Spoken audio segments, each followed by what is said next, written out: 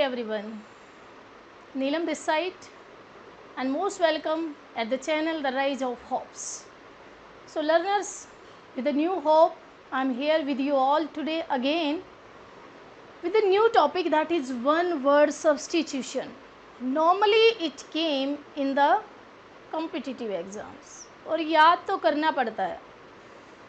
आज first time मैं ये लेकर आई हूँ, लेकिन डिफ़िकल्ट नहीं है, इजी है. बिकॉज सीधी सी बात है, easy to complex. I know the maxim of teaching. Being a teacher, I try to forward in such a way so that student first be comfortable with the easy zone and then we should move towards the difficult one. ठीक है, तो इसलिए get ready learners for learning some new words. Maybe you know these words, maybe not. जानते हो तो repetition, नहीं जानते हो तो आज के बाद नहीं भूलोगे. Be all ears first. All ears means be attentive, be alert. This is an idiom. साथ साथ एक एक idiom याद रखना है हमें. All ears, be alert, be attentive. बिल्कुल ध्यान से, दिल से, दिमाग से, दोनों को खोल कर तब सुनना है. देखते हैं कैसे. Any decision made by public voting. First sentence है. कितना लंबा सा सेंटेंस लिखा हुआ है. हमें सबको पता है कि हम कोई भी डिसीज़न लेते हैं गवर्नमेंट का, किसी को चूज़ करते हैं तो कैसे, बाय द पब्लिक वोटिंग. और जब पब्लिक की वोटिंग होती है तो आप मोदी जी को ले आते हो पावर में. Very good. जो हमने डिसीज़न लिया बाय पब्लिक वोटिंग उसको बोलते हैं प्लेबिसाइट. क्या बोलते हैं? प्लेबिसाइट मीन्स जनमत. ये वर्ड तो सबने सुना है, जनमत. हिंदी में पता है, इंग्लिश में शायद ना पता हो. तो क्या बोलते हैं? Plebiscite.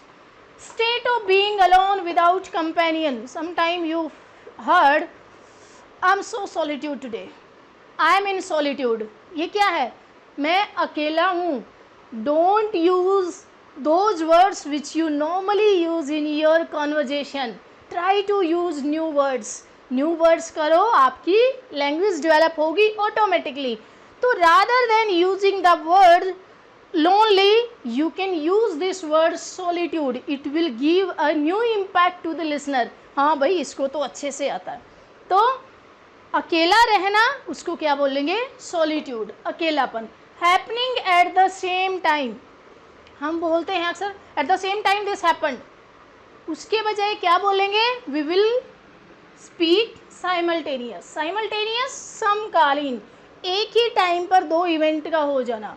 Try to improve your vocab, learners. Try to improve, and there is no any magic with which you can learn very easily. ऐसा कुछ नहीं है कोई ट्रेन एक्सप्रेस आप भागे भागे आए और 10 मिनट में 15 मिनट में आप YouTube चैनल्स पर देखते हो कि 15 दिन में इंग्लिश सीखिए, 10 दिन में इंग्लिश सीखिए, तो 2 घंटे में सीखिए.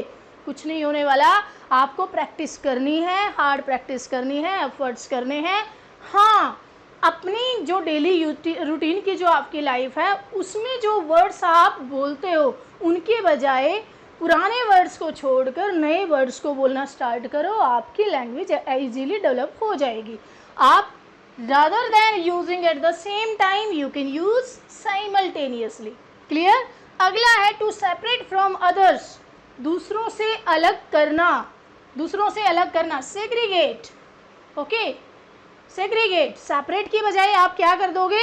You can use segregate. Next word likely to prove true.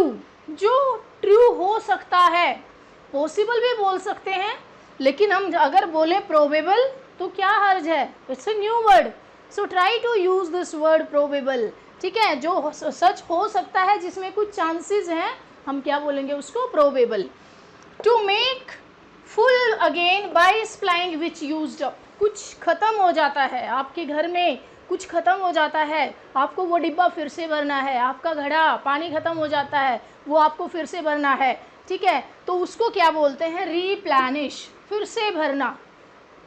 rather than using the word filling up again, we can use one word only, replenish, and it's a new word. It will give a new impact to the listener. So try to use new words daily and then magic happened automatically. अपने आप से हो जाएगा कि आप start कर दोगे बोलना इंग्लिश, और वो भी अच्छी इंग्लिश। ओके, टू मूव और कॉज टू मूव फॉरवर्ड और बैकवर्ड। टू मूव हिलना, और आगे जाना पीछे आना, आगे जाना पीछे आना। कॉज कुछ ऐसा करना, आप उसको खुद से करना, दूसरा किसी को बोलना कि एक बार आगे एक बार पीछे। एंड व्हाट इज दैट, क्या होता है, झूला और झुलाना। स्विंग, स्विंग क्या होता है, बच्चे को झुला रहे हो, ऐसे आप झूल रहे हो तो आपकी ऐसे झूल जाती है आगे पीछे, that is swing. An opinion formed in the mind before hand, पहले से माइंड में सेट कर लेना कि ऐसा ही है। This is psychological fact. हम कई बार क्या सोच लेते हैं कि नहीं ये जो बच्चा ना ये पढ़ नहीं सकता।